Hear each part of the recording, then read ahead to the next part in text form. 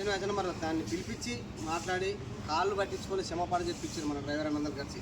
మరి ఇలాగనే ఏ డ్రైవర్ కన్నా ఎక్కడైనా ఏ గ్రూపులో అయినా సరే ఇలాంటి ఏమైనా ఎదురైతే కంపల్సరీ మీ కమిటీ పెద్దలతో మాట్లాడండి. ప్రతి ఒక్కరు కూడా గ్రూపులో పెట్టండి. మనపైన జరుగుతున్న అన్యాయాన్ని గలమెత్తండి. ఇకనైనా ఇప్పుడు కొన్ని విషయాలు ఏం జరుగుతుంది, మాడి గో బ్యాక్ అని మాట్లాడటం తెలంగాణ రాష్ట్రం అట్టుడికిపోతుంది.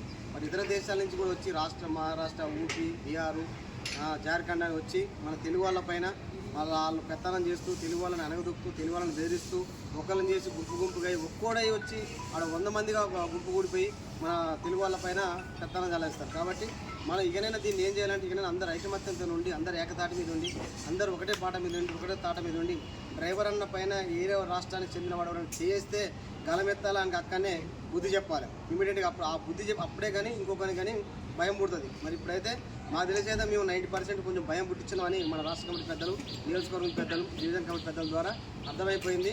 మరి వాళ్ళు కూడా భయపడడం జరిగింది. కాబట్టి ప్రతి ఒక్క డ్రైవర్ అన్న ఇక్కడికి వచ్చిన మీ అందరూ హృదయపూర్వకంగా ధన్యవాదాలు అన్న. Thank you so much. ప్రతి ఒక్కరు కూడా ఐకమత్యంతో ఉండండి, ఆలోచనతో ఉండండి, కలిసిమెలిసి ఉందాం. ఇలాంటి పైన మనం గలమెత్తి ఒక డ్రైవర్ అన్నకి అన్యాయం జరిగితే అన్యాయాన్ని గలమెత్తి చూపించి మనం న్యాయ పోరాటం చేద్దామని కోరుకుంటూ ముగిస్తున్నా. జై డ్రైవర్ అన్న, డ్రైవర్ లైకత, డ్రైవర్ లైకత, ప్రతి డ్రైవర్ అన్న ఇకనైనా మేలుకోవాలని కోరుతున్నాను.